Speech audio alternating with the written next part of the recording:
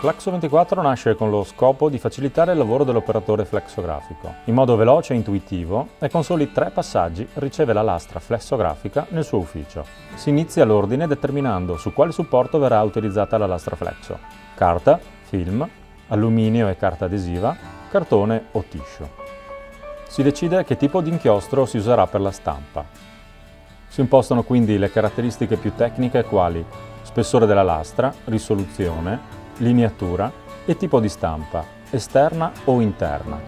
Esterna per stampa su carta e cartoni, interna per stampa su film trasparente. Il secondo passaggio è quello di caricare il PDF preparato in modo corretto. Fatto questo, il software dedicato restituisce le anteprime delle lastre per un ulteriore controllo. Nella terza e ultima fase, l'utente conferma i cliché da realizzare e l'inclinazione della retinatura, per poi passare al carrello per il pagamento.